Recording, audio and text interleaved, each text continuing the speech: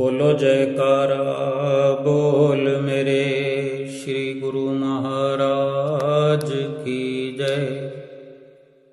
सभी गुरुमुख प्रेमियों से सप्रेम जय सच्चिदानंद। गुरुमुख प्रेमियों को भली भांति ये समझ हुआ करती है, ये यकीन हुआ करता है और होना चाहिए कि हम जिन परिपूर्ण सतगुरु की शरण संगति में हम श्री परम हंसों की छत्र छाया में आ गए हैं। कोई 50 साल से है, कोई 70 साल से है,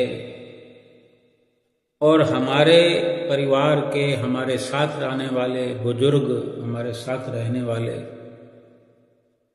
आज इस दुनिया में नहीं है। जाने वो 100 साल से श्री परमहंसों की छत्र छाया में थे, 150 साल की आज समय सीमा हो गई। अगर हमें 50 साल हो गए हैं, 60 साल हो गए हैं, तो हमारे पिता श्री दादा श्री जो नहीं है, लेकिन हमको उन्हीं की बदौलत सतगुरु की शरण प्राप्त हुई है। उनके पथ प्रदर्शन में महापुरुषों की शरण संगत मिली है, सतगुरु का पथ प्रदर्शन मिला है, मिल रहा है। यानी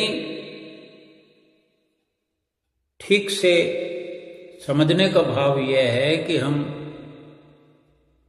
परिपूर्ण संत सतगुरु दाता दयाल जी के अनुयायी हैं, सेवक हैं, उपदेशी हैं।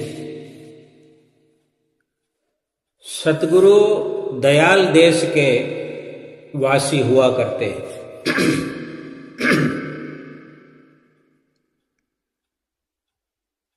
अब हम बाहरी आंखों से अनेकों देशों के नाम लिखे हुए पढ़ते हैं, कानों से सुनते हैं, अनुभव भी करते हैं। भारत का नक्शा उठा करके देखो तो कितने ही उसमें शहरों के नाम हैं। वो भारत देश का नक्शा है, ऐसे संसार का नक्शा है तो उसमें अनेक देशों के नाम हैं। यानी बहुत कुछ हमने रटा हुआ है, याद किया हुआ है, उच्चारण करते रहते हैं। ऐसे ही सतगुरु का जो अपना देश है, जहां से वे आए हैं चलकर, हम कहते हैं निज धाम से आए हैं, धुर धाम से आए हैं। ये भी एक दयाल देश जो है नाम है, जहां के सतगुरु वासी हुआ करते हैं और हैं। और हमारा जो मन है, हमारे मन की प्रीत जो लगी हुई है वो पिंड देश से। पिंड देश भी है, ब्रह्मांड देश भी है और दयाल देश भी है। केवल हम इतना ही समझें दयाल देश के बारे में, पिंड देश के बारे में, कि जो पिंड देश है वो आंखों से नीचे है। यानी आंखों के साथ साथ, आंखों के जस्ट नीचे से लेकर पांव के अंगूठे तक ये सारा पिंड देश है। यानी जो आंखों से नीचे का हिस्सा है। मन लकड़ी, लोहे, हाथी, इन सब से अधिक ताकतवर है। हमारा जो मन है, हम जो अभी समझ रहे हैं, जान रहे हैं, पढ़ रहे हैं, ज्ञान की चर्चा में, भक्ति की चर्चा में, कि मन की प्रीत पिंड देश से है, और पिंड देश जो हमारी आँखों से नीचे, आँखों की भौहों से नीचे, यानी जहाँ उचित बिंदी माताओं बहनों की लगी होती है, उससे नीचे का जो शरीर का धड़ है, ये पूरा खोपड़ी को छोड़ करके ये सारा पिंड देश कहलाता है। पिंड देश से हमारे मन की प्रीत जुड़ी हुई है। और मन कितना ताकतवर है, चाहे कोई लकड़ी की वस्तु हो, लकड़ी की वस्तु कोई जरूरी नहीं कोई डंडा हो, भले पेड़ की मोटी मोटी गोल इतनी चौड़ाई वाला अगर कोई वजनदार भी तना है, पेड़ी है पेड़ की कटी हुई, उससे भी ज्यादा ताकतवर है। लोहे का कोई गाटर हो, लोहे की कोई मजबूत वस्तु हो, चाहे टनों का टन वजन रखती हो, यानी केवल इतना वर्णन हो गया लोहा और लकड़ी। फिर उसकी कोई समय सीमा नहीं है कि कितनी भारी है, वो कितना वजन वाली है, ये कितनी भी वजन वाली है। और चलते फिरते पशुओं में हाथी शक्तिशाली होता है, ताकतवर होता है, जो बड़ी बड़ी वस्तुएं आगे आती है तो उनको भी उखाड़ फेंकता है, बड़े बड़े पेड़ उखाड़ कर फेंक देता है। केवल बात समझने की है कि मन जो है बहुत ताकतवर है और बहुत कठोर है, बहुत हार्ड है। अब जैसे लकड़ी को कहा है कि लकड़ी से भी शक्तिशाली है, तो इसके पीछे लकड़ी की एक सिफत भी यहां वर्णन की जाती है कि लकड़ी को जैसे गढ़ो, यानी उसको काटो, उसकी चिराई करो, उसको कोई आकार देना चाहो तो लकड़ी के औजारों के साथ उसको कोई भी आकार दिया जा सकता है। लोहे को भी लोहे के हथियारों से, आग से तपा करके कोई आकार देना हो भट्ठी में तपा करके दिया जा सकता है, और दिया जाता है। हम लकड़ी और लोहे दोनों को काम में लेते हैं, यानी ये जैसे बनाना चाहें वैसे बन जाते हैं। हाथी को भी वश में किया जा सकता है, लेकिन ये मन जो है, इस मन को वश करना इन सब से कठिन है। ऐसा नहीं है कि वश में किया नहीं जा सकता, लेकिन इन सब से भी मन को वश करना कठिन है। तो फिर वश में होगा तो कैसे होगा? ये सतगुरु के चरणों में जाकर के, सतगुरु की संगत में जाकर के ये रास्ता, ये युक्ति हमें मिलेगी। सतगुरु के हवाले किया जाए। तो लकड़ी को अगर कोई आकार देना है तो लकड़ी के कारीगर मिस्त्री के पास लकड़ी को हवाले करना होता है। लोहे को कुछ बनाने के लिए लोहे के कारीगरों के हवाले करना पड़ता है। मन को वश करने के लिए सतगुरु की नितांत आवश्यकता है। सतगुरु को अर्पित कर दिया जाए मन। जो जिस देश का वासी हो उसके अधिकार में जो कुछ होगा वो वही वस्तु किसी को प्रदान करेगा। जो जिस प्रकार का कारीगर होगा उसी वस्तु को बनाएगा, संवारेगा। जो जिस जगह का, जिस देश का रहने वाला होगा उसके अधिकार में वहां जो कुछ भी है उन्हीं में से तो कोई वस्तु किसी को दे सकता है ना। जैसे दूध बेचने वाला दूध, नशा बेचने वाला नशा, नशीली वस्तुएं किसी को दे सकता है। अब नशे की वस्तुएं बेचने वाला दूध कहाँ से देगा, और दूध वाला नशे की वस्तु कहाँ से लाएगा? ऐसे ही इसी प्रकार मन के अधिकार क्षेत्र में क्या है? मन जो है पिंड देश का वासी है और मन के अधिकार में है कलह, कल्पना, कलेश, अशांति, दुख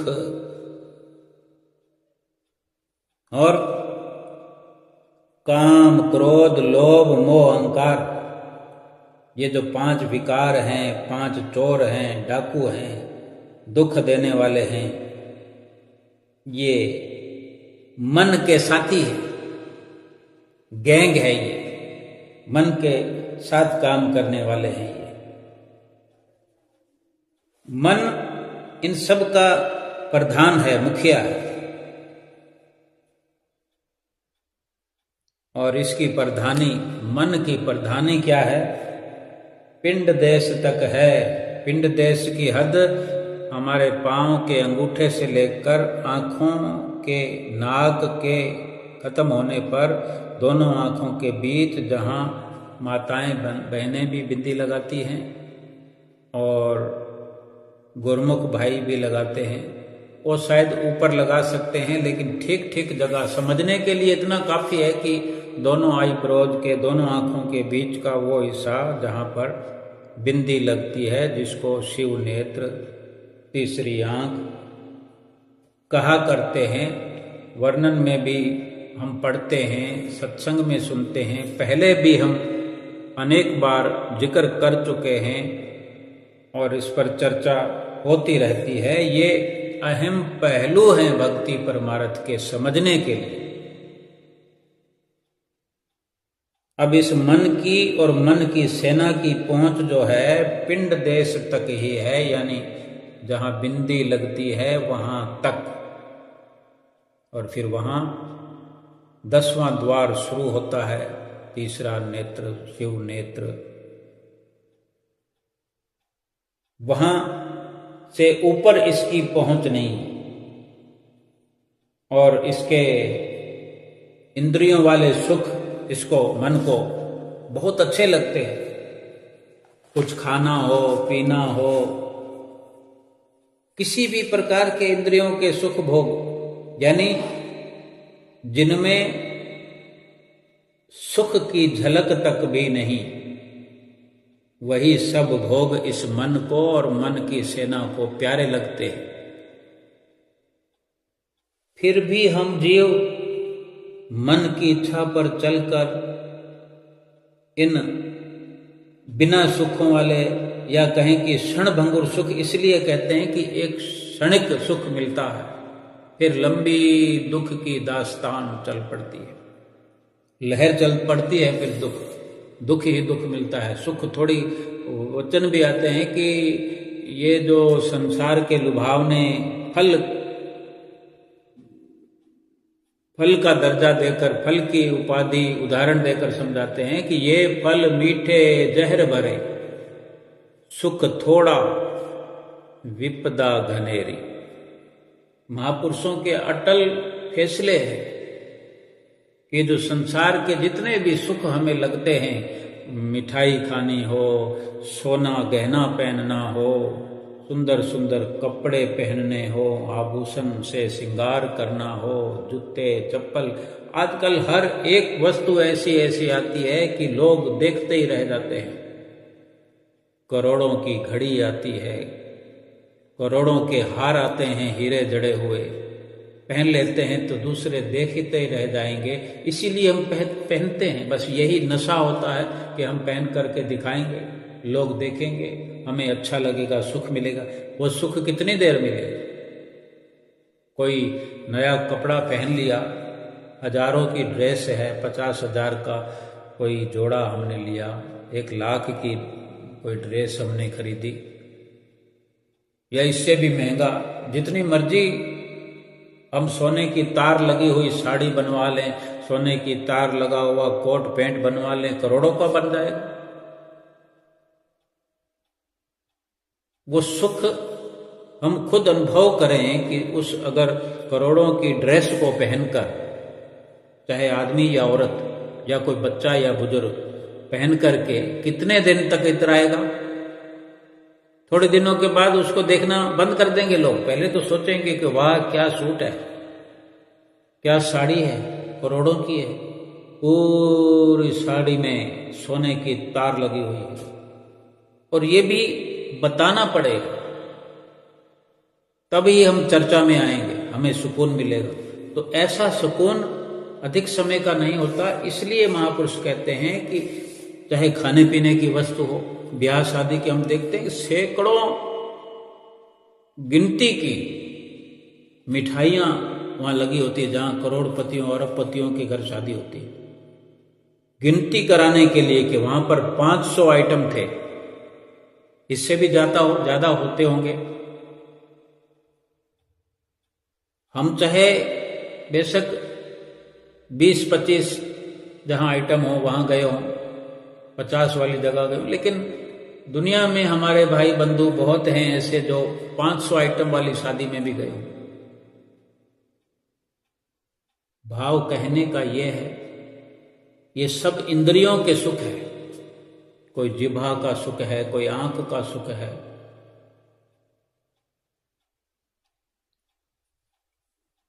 सब के सब सुख जो हैं क्षणभंगुर है, थोड़ी थोड़ी देर में समाप्त होते हैं। तभी तो घरों में आज ड्रेसों का, कपड़ों का ढेर लगा पड़ा है, ना किसी को देते बनता है, ना पहनते बनता है। जूतों के ढेर लगे पड़े, गहने भी अनेक आ जाते हैं, फिर उसको तुड़वा तुड़वा कर हम बनाते हैं। धीरे धीरे वो सोना तो खत्म हो जाता है। अगर 100 ग्राम का कोई गहना बना हुआ है, सेट बना हुआ है, 10 तोले का सेट बना हुआ है, आज बनवा लिया, 2 साल के बाद में उसका डिजाइन चेंज करना है, उसको तोड़ करके दोबारा बनाएंगे तो उसमें 10% 20% कांटा लग जाएगा। फिर हमने और उसमें कुछ मिलाना नहीं है। सोना भाई कांटा लगता है तो लगाने दो, वजन कम हो जाएगा। फिर वो अगर 10 तोलों का है तो 8-9 तोले रह जाएगा। 2-4 बार ऐसे करते रहेंगे तो उसकी कीमत तो 0 हो जाएगी, मिटते मिटते मिट जाएगा। आज हम एक कोई कार लेकर आते हैं, कार का इंश्योरेंस कराते हैं भी, उसकी 100% गारंटी है, वारंटी है, क्लेम है। धीरे धीरे हर साल उसका इंश्योरेंस कराते हैं। इंश्योरेंस तो थोड़ा सा कम लगता है, खर्चा कम लगता है, लेकिन उसकी वैल्यू कितनी घटती जाती है। 10 लाख की गाड़ी हो तो वो 5 साल में उसकी 3-4 लाख वैल्यू बताते हैं। गाड़ी तो वही की वही है, उसकी घिसाई हो रही है। यानी वो सुख किसी भी चीज में जो हम लाते, नई गाड़ी ले आए, 50 लाख की ले आए या करोड़ की ले आए, 1 बार 2 बार 4 बार हमने जिस सड़क से निकाल दिया उसको देखने वालों ने देखा, फिर तो वो जानने लग जाएंगे ना, वो फलां करोड़पति सेठ जा रहा है, राजा जा रहा है, बादशाह जा रहा है। और हमें भी समझ आ जाती है कि अब हमारी चमक फीकी हो गई है। अब सोचते हैं कोई दूसरी गाड़ी ले आए, फिर उसको बेच देते हैं, पौने पौने दामों में बेचकर नहीं ले आओ। यानी ये सुख जीवन भर हम प्राप्त करते रहेंगे, करते रहेंगे, करते रहेंगे। सुख हमारी झोली में कभी दिखाई नहीं देगा, आया और गया, आया और गया। चाहे 500 तरह की मिठाइयाँ खाएं, अनेकों तरह के डिजाइन बदल बदल करके आभूषण पहने, ड्रेसें पहने, जो मर्जी करे। एक से बढ़कर एक बंगला हमने बनाया, बड़ा सुंदर डिजाइन बंगले का बना दिया। 1 साल में, 2 साल में कोई हमारे आस पास, अड़ोस पड़ोस, हम ही को देखने वाले हिम्मत करना शुरू कर देते हैं। वो अपने मकान को तोड़ करके दोबारा बनाना शुरू करेगा। यकीनन हम जानते भी हैं कि वो हमसे सुंदर बनाएगा, नए डिजाइन में बनाएगा। मकान तो और भी बहुत है, लेकिन हमारी नज़र तो एक कंपेयर जो हम करेंगे किसी को टक्कर देने के लिए या कोई टक्कर लेने के लिए, उसकी नज़र हम पर हुई तो उसने हमसे बेहतर बनाया, हमारी भी नज़र उस पर जाएगी फिर कि इसने तो हमें पीछे छोड़ दिया। तो सुख तो बंगले का कहाँ गया? बंगला तो वही है, अंदर वही ठाट बाट है, सब कुछ है, लेकिन हमारा सुख जो बंगले में था वो छिन गया, निकल गया। ऐसे ही हर चीज के, हर सामान के सुख आते हैं, छिन जाते हैं। तभी उसको क्षण भंगुर कहा है कि एक क्षण का है, क्षणिक सुख है, एक पल का है, थोड़ी देर का है। और महापुरुषों ने कहा कि ये फल मीठे जहर भरे, सुख थे थोड़ा विपदा घनेरी। यानी थोड़ी देर का सुख आता है। अब उसको अगर कोई भी वस्तु बदलनी है तो मन तो दुखता है ना, दुख ज्यादा मिलेगा। गाड़ी को बदलना है तो बेचने का प्रयास करना पड़ेगा। अब कम पैसे मिलेंगे, हम जानते हैं कि उसकी वैल्यू हमारी नज़र में तो बहुत है, उसका कुछ बिगड़ा नहीं। सोना अगर हम दूसरा बनवा रहे हैं तोड़ करके, हमें पता है कि हमने इसमें कुछ काटा तो काटा नहीं, उसका कोई टुकड़ा तोड़ा नहीं है, तो ये 10 तोले का 9 तोले कैसे हो गया? वो जो गारंटी लिख कर देगा दोबारा बनाने पर, 10 तोले को 8 तोले की गारंटी देगा कि अब इसके 8 तोले के पैसे मिलेंगे, वो भी 22 कैरेट के, और हमने पूरे पैसे लगाए होते हैं। और ऐसे हर बार घटाता रहेगा। हर वस्तु का यही हाल। और जो कपड़े हम खरीद कर लाते हैं उसका कुछ भी नहीं बिगड़ता, लेकिन हम खुद हर वस्तु की वैल्यू को घटा देते हैं सुख पाने के चक्कर में। हमें सुख नहीं मिलता, पहने हुए कपड़ों को पहनने में हमें सुख नहीं मिलता, रोज रोज वही गाड़ी चलाने में सुख नहीं मिलता। तो फिर बदलते रहो, जीवन भर ये काम हम करते रहते हैं, हमारी झोली सुख से हर वक्त खाली नजर आती है। सुख का प्रयास तो हम लगातार करते हैं। महापुरुष फरमाते हैं, यतन बहुत सुख के किए, दुख का किया न कोय। तुलसी ये आश्चर्य है कि बहुत बहुत दुख होए। संत तुलसीदास जी कहते हैं, बहुत बार हमने ये वचन सुने हैं, फिर सुनने में भी कोई हर्ज नहीं, क्योंकि समझने की जरूरत है। कब समझ आए? फरमाते हैं कि जितने भी जतन इंसान करता है, प्रयास करता है, सुख के लिए करता है। जतन बहुत सुख के किए, दुख का जतन तो कोई करता ही नहीं, दुख का किया ना कोई। तुलसी ये आश्चर्य है, बहुत बहुत दुख होए। तुलसीदास जी कहते हैं, बड़ा दुख होता है ये देखकर कि इतने जतन करने पर भी, उनको आश्चर्य होता है कि इतने जतन करने पर, बहुत बहुत जतन सुख के करने पर भी दुख ही हर वक्त उनके हाथ लगता है। उनके हाथ पल्ले में इंसान के दुख ही हर वक्त नजर आता है। सीधा सीधा हमें समझना है कि ये जीव ऐसी दशा में भी जिसमें कि कहीं सुख का नाम मात्र भी नहीं है, किन्हीं सामानों में, विषय भोगों में, फिर भी ये जीव मन की इच्छा पर, मन के कहने पर चलकर इन झूठे सुखों में, पल भर के सुखों में, क्षण भर के सुखों में वो सच्चा सुख ढूंढ रहा है, ढूंढा करता है, ढूंढता रहेगा जीवन भर। कहां से मिलेगा? भला जोहरी की दुकान पर कोई सब्जी मिलेगी क्या? जो मनुष्य हीरे जवाहरातों की दुकान पर या सुनार की दुकान पर भाजी तरकारी सब्जी मांगने जाएगा, और सब्जी वाले की दुकान में कोई हीरा खरीदने जाएगा, उसे तो वो दुकानदार पागल कहेंगे ना, मूर्ख कहेंगे। इसमें क्या शक है? हम सब जानते हैं, ना जानने जैसी कोई भी बात नहीं है, लेकिन समझने भर की बात है। ये मन जो है जन्म जन्मांतरों से हमको, हर जीव को भटकाता रहा है, खुद भी भटक रहा है। अब मन भटकने वाला है तो वो उसकी जो मानेगा उसको भी भटकाएगा।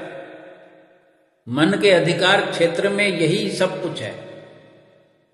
दुख, कलेश, कल्पना, परेशानियां, चिंता, आज सारा संसार चिंता में है।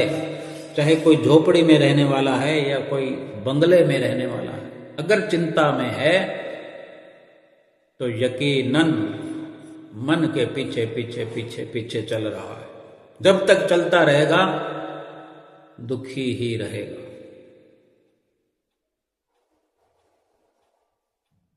ये जीव मन मति से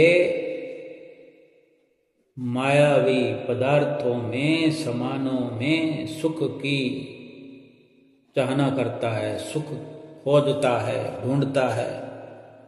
इन सामानों में, इन वस्तुओं में ना तो कभी सुख था, ना मिला है किसी को। होता तो मिलता, जब सुख है ही नहीं तो मिलेगा कहां से? होता तो मिल जाता।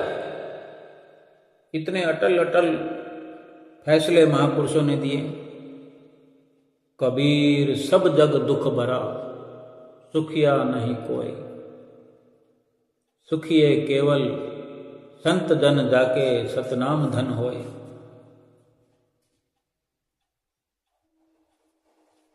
इन समानों में, संसार के समानों में न सुख था। आज तो हजारों आडंबर हो गए हर चीज में, तो भी कोई सुखी नहीं हुआ। एक वक्त होता था जिसमें कुछ 10-20 तरह के ही आडंबर होते थे, 10-20 तरह की क्वालिटियां होती थी, चाहे कपड़ा हो, लकड़ी हो, मकान हो। मकान हो तो मकान के डिजाइन नहीं होते थे, बनाने वाले नहीं होते थे, क्योंकि विज्ञान ने तरक्की नहीं की थी, खोज नहीं की। अब खोज हो रही है, एक से बढ़कर एक। रोज मकान को तोड़ तोड़ करके बनाए जा रहे हैं। कोई वास्तुशास्त्र को ठीक करने में लगा हुआ है, कमरे का मुंह इधर कर रहा है, कोई अलमारी का मुंह इधर कर रहा है, कोई मकान का ही मुदर मुंह, मकान का ही तोड़ फोड़ करके मुंह बदल देते हैं। सब समझ रहे हैं कि हम सीधा काम कर रहे हैं, लेकिन महापुरुषों की नजर में लग रहा है कि वो उल्टे पुल्टे काम करने में लगे हुए हैं। सुख ढूंढना है तो सुख इनमें थोड़े ही मिलेगा।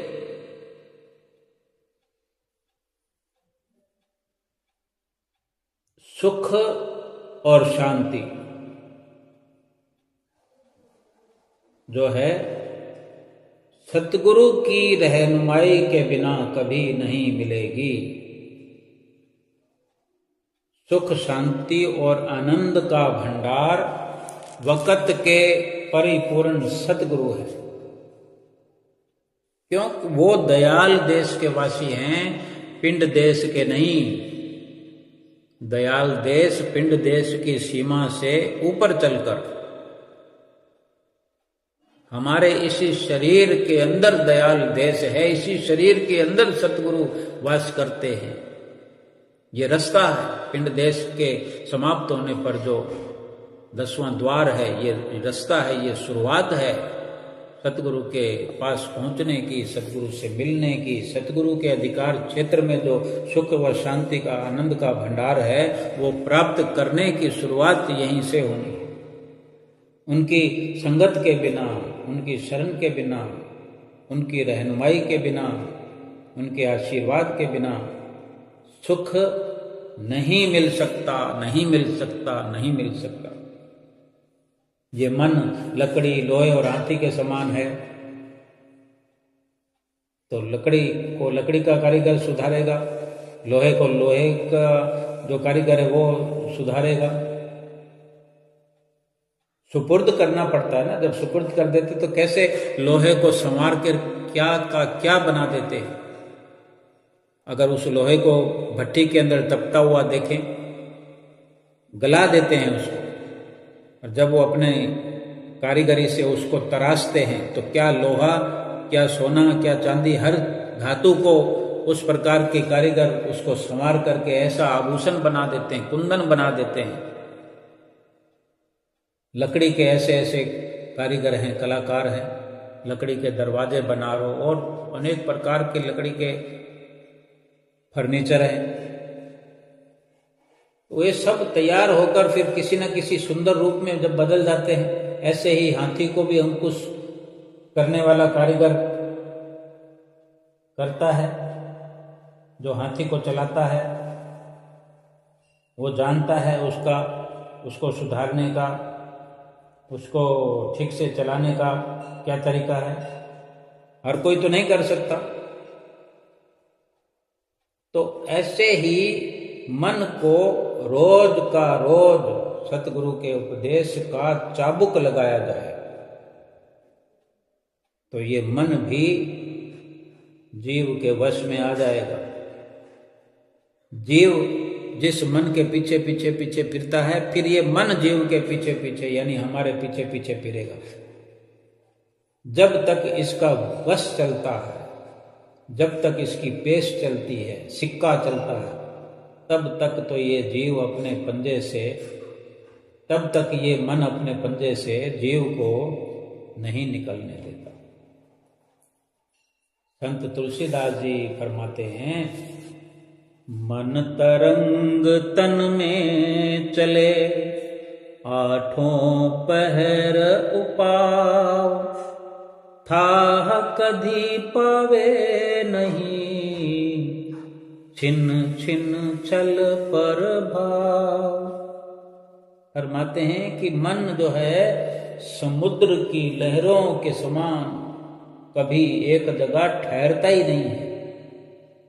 कभी इधर फुदकता है, कभी इधर फुदकता है, कभी इस दिशा में, कभी उस दिशा में। मन की सतह को कोई नहीं पा सकता। एक एक पल में ये जीव को ठगता है, ठगी करता है, जीव के साथ छल करता है, अपना प्रभाव डालता रहता है। इसीलिए जीव को चाहिए कि मन के कहने पर न चले और मन को ही उठाकर सतगुरु के चरणों में डाल दे, सतगुरु की आज्ञा में खुद चले और मन को भी सतगुरु को सौंप दे, सतगुरु को अर्पण कर दे कि आप जानो आपका काम।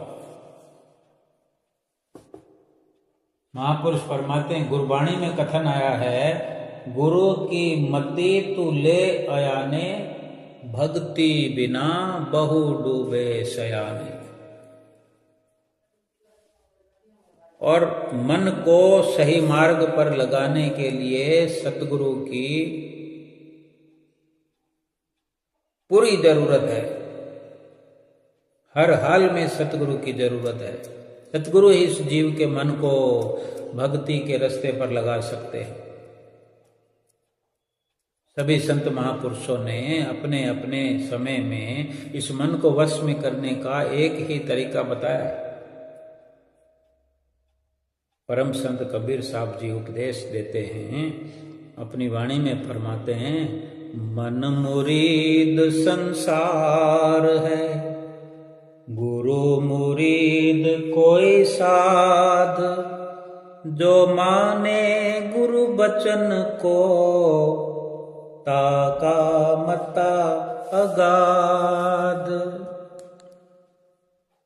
उन्होंने अपने फैसले में बता दिया कि सारा संसार मन के कहने पर चल रहा है। कोई विरले विरले संस्कारी गुरुमुख प्रेमी संस्कारी जीव आप जैसे सतगुरु की आज्ञा पर चलते हैं। सतगुरु से, सतगुरु के ज्ञान से ही, उनकी संगत सोबत में रहकर, उनकी आज्ञा में चलकर ही सच्ची दरगाह में भी आगे जाकर ऐसे आप जैसे गुरुमुख प्रेमियों का मुख उज्जवल होता है, होगा। यानी ये मन जीव को अशांति, दुख, कलेश, कल्पना में हर समय बांध के रखता है, कोशिश करता रहता है, इसी कोशिश में लगा रहता है कि ये जीव उसकी कैद से छूटने ना पाए। कोई ना कोई पैंतरा चलाता रहता है। सतगुरु का ज्ञान, सतगुरु के रहनुमाई और जीव का उनके बताए वचनों पर अमल करना, फिर इस मन से हमें छुटकारा दिला सकता है। जैसे मकड़ी अपने मुंह से तारे निकाल कर जो उसकी लार है या थूक है क्या है, अपने ही मुंह से तारे निकाल निकाल करके जाल बुनती रहती है। ऐसा जाल बुन लेती है, पूरा जाल बुनते बुनते बंद कर देती है उसको, और खुद बाहर निकलना भूल जाती है। फिर अब कोई ये बताने की बात नहीं कि जिसने खुद अपनी ओर से जाल बुना और बाहर निकलना भूल गया, फिर खुद गुनाहगार है, लापरवाह है कि इतना नशे में खुद को कैद कर लिया, बांध लिया, और अब क्या होगा? अब अशांत, परेशान, दुखी, फिर उसको रास्ता दिखाई नहीं देता। अब उस जाल को तोड़ने का उसको इल्म नहीं है, ज्ञान नहीं है। इसी प्रकार हम जीव भी मन के कहने पर चलकर हर समय संकल्पों, विकल्पों, इच्छाओं, वासनाओं, कामनाओं का ताना बाना बुनते रहते हैं, कुछ न कुछ चक्कर चलाते रहते हैं। मन के कहने में लगे तो यही सब चलता है। अक्सर सबसे कहते सुने ये कहते हुए सुना होगा, अक्सर सुना जाता है कि मेरा मन बहुत अशांत है, और हम भी कह रहे होते हैं आज मेरा मन बहुत अशांत है, आज मेरा मन बहुत दुखी है, आज मूड खराब है। अब बहुत सारे कारण होते हैं, लेकिन कहीं कोई किसी के घर जाएगा तो यही चर्चा चलेगी। घर में, गली में, चौपाल में, नुक्कड़ पर, चौराहे पर, यहाँ तक कि सत्संग में बैठ करके भी ये चर्चा चला दी जाती है। फिर महात्मा जी टोकते हैं, बाई जी टोकते हैं, गुरुमुखों सत्संग में तो शांति बनाए रखो। फिर सत्संग की समाप्ति पर फिर शुरू हो जाते हैं, अंदर नहीं तो बाहर जाके खड़े हो जाते हैं, और चर्चा यही, मेरा ये हो गया, मेरा वो हो गया, मेरे को ये दिक्कत है, मेरे को ये परेशानी है। ये अपने बुने हुए जाल है हर इंसान के, स्त्री हो पुरुष हो। इस दुख का कारण कौन है? दुख का कारण क्या है? मन ही तो है। पहले खुद काम, क्रोध, लोभ, मोह, अहंकार के कहने पर चलकर फिर इंसान शिकायत करता है, मैं दुखी हूं, मैं परेशान हूं, मेरा मूड ठीक नहीं है। आग के नजदीक जाकर गर्मी नहीं मिलेगी तो क्या ठंडक मिलेगी? और पानी के नजदीक जाकर क्या गर्मी मिलेगी, ठंडक मिलेगी? जिसको ठंडक चाहिए पानी के पास जाए, जिसको गर्मी चाहिए वो आग के पास जाए। आग के पास बैठ करके ठंडक की इच्छा कोई न रखे। अगर रखता है तो फिर ये मूर्खता है, भूल है। आग के पास तो गर्मी मिलेगी, आग के अधिकार में तो गर्मी है, वो गर्मी देगी। चाहे कोई भी उसके पास बैठे, कोई भी उसकी संगत करे, आग तो गर्मी देगी। चाहे सर्दी हो, गर्मी हो, बरसात का मौसम हो, कभी भी हो, आग का काम है गर्मी प्रदान करना। और पानी के पास ठंडक है, वहां कोई अमीर जाए, गरीब जाए, कोई भी जाए, ठंडक मिलेगी। ऐसे ही मन की संगत से, मन के कहने पर चलने से सुख, शांति और आनंद की आशा कोई न रखे। मन की संगत से तो विषय वासनाओं, इच्छाओं, संकल्पों, विकल्पों की आग मिलती रहेगी। इस आग में ही तो इंसान झुलस रहा है, और ये आग भड़कती है, क्योंकि ये इच्छाओं, कामनाओं की जो आग है और अधिक इच्छाओं और कामनाओं के बढ़ने से और भड़कती है। लकड़ी जलने वाली आग जो होती है, तो जैसे जैसे और लकड़ी डालेंगे आग और भड़केगी, या थोड़ा घी डाल दें, तेल डाल दें तो और भड़क जाएगी, थोड़े में भी ज़्यादा भड़केगी। तो ये आग जो है मन की संगत से जो इच्छाओं और कामनाओं की भड़कती है, ये भड़कती रहेगी और भड़केगी, कभी कम नहीं हो पाएगी, अंतिम श्वास तक भड़कती रहेगी। जिसको सुख चाहिए, शांति चाहिए, आनंद की ख्वाहिश है, आनंद की इच्छा हो जिसको, वो वक़्त के पूर्ण संत सतगुरु की चरण शरण ग्रहण करे। और हमें मिली हुई है तो हम ये अपना सौभाग्य माने। फिर भी अगर हम कहीं ना कहीं जाल में हैं, फिर भी अगर हम जाल में हैं, अभी निकले नहीं हैं, सतगुरु तो निकाल रहे हैं, निकालने की युक्ति बता रहे हैं। क्योंकि सतगुरु जो हैं दयाल देश के वासी हैं, उनके अधिकार क्षेत्र में केवल और केवल सच्चा सुख, परम शांति और दिव्य आनंद के खजाने भरे रखे। उनके पास और कुछ है नहीं, उनके पास, उनके अधिकार में दुख क्लेश नहीं है, कोई संताप नहीं है, कोई परेशानी नहीं है, कोई मुसीबत नहीं है। उनके पास तो आनंद के, शाश्वत सुख के, परम शांति के खजाने भरे रखे हैं। वे हमें देना चाहते हैं। वे आप भी सच्चिदानंद घन भगवान हैं, और वास्तविक आनंद जो है उन्हीं के द्वार से मिलेगा। अगर सुख चाहिए तो उन्हीं के द्वार से मिलेगा। इस मन को यदि सतगुरु के हवाले कर दिया जाए तो ये मन भी आनंद का भंडार बन जाएगा, इसका अधिकार क्षेत्र बदल जाएगा। फिर ये पहले जैसे वाला मन नहीं रहेगा जिसके अधिकार क्षेत्र में दुख, कलह, कल्पना, कलेश। फिर ये बदलाव आ जाएगा, ये भी आनंद का भंडार हो जाएगा।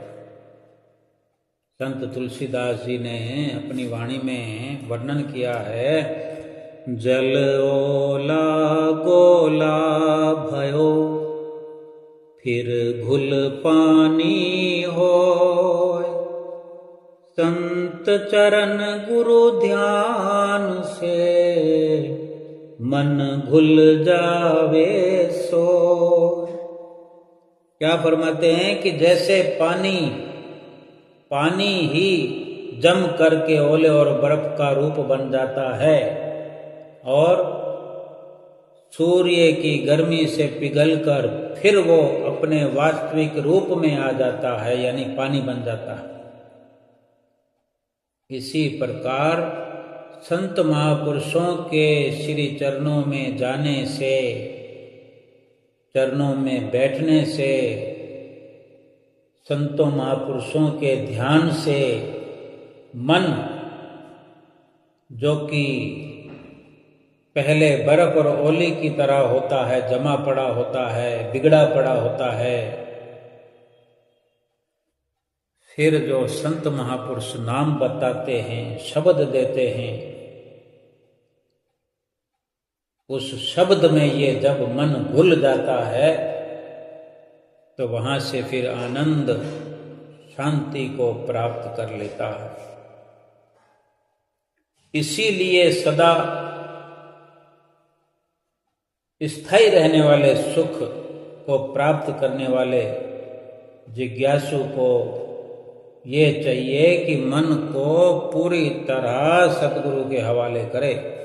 अगर आज भक्ति परमार्थ पर चलते हुए भी हमें कोई दुख, लेश मात्र भी अगर दुख हमें बाकी है, तो अभी मन का समर्पण पूरा नहीं है। हमने मन को पूरी तरह सतगुरु के अर्पण नहीं किया। बीच बीच में हम कटिंग कर देते हैं, मन के कहने में निकल पड़ते हैं। जैसे बच्चे होते हैं, कई बिगड़े हुए बच्चों की संगत में बच्चा हमारा चला जाता है, हम डांटते हैं, फटकारते हैं, पिटाई भी करते हैं। 1 दिन, 2 दिन, 4 दिन, 5 दिन ठीक चलता है, फिर छठे 7वें दिन फिर कहीं निकल जाता है, क्योंकि वो बुरी संगत वाले ढूंढते रहते हैं, वो अपने जैसा बनाना चाहते हैं और माता पिता उन्हें संस्कार देकर अपने जैसा बनाना चाहते हैं। तो बार बार ये प्रयास करते रहना पड़ेगा कि मन को पूरा का पूरा सतगुरु के चरणों में अर्पित कर दिया जाए, समर्पित कर दिया जाए, जिसको सदा का सुख चाहिए। ये नहीं कि सुख मिला और गया, सुख मिला और गया, सुख मिल गया फिर वापस ना जाए, शांति मिल गई वापस ना जाए, वो हर वक्त शांत चित्त बना रहे।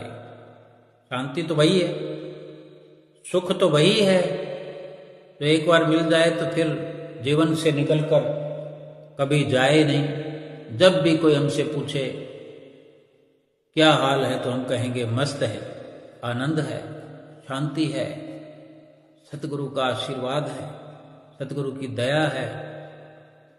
ये थोड़ी कि आज हम कहते हैं कि हम सुखी हैं, कल कहते हैं हमें तो दुखों ने घेर लिया है। वो कैसा सुख था जो आज दुख हावी हो गए हैं? कहीं ना कहीं समर्पण में कमी है। इसलिए जिसको सदा सदा का सुख चाहिए, सतगुरु के हवाले पूरी तरह से अपना मन करे, सतगुरु से अपनी मौज के अनुसार ही सेवा, सत्संग, भजन आदि के ढंग युक्तियां बता करके उसे ठीक रास्ते पर लगा देंगे। जब मन को पूर्ण रूप से सतगुरु के अर्पण कर दिया जाए तो फिर यकीनन सुख, आनंद, शांति प्राप्त हो जाएगी। बस मन को सतगुरु के उपदेश अनुसार चलाना और अपने लक्ष्य को पाना जीव का असली कर्तव्य और धर्म है, और इसी से आनंद, सुख और शांति को सदा सदा के लिए प्राप्त किया जा सकता है। अब ये हम खुद विचार करें कि कहाँ कहाँ हमसे गलती होती है।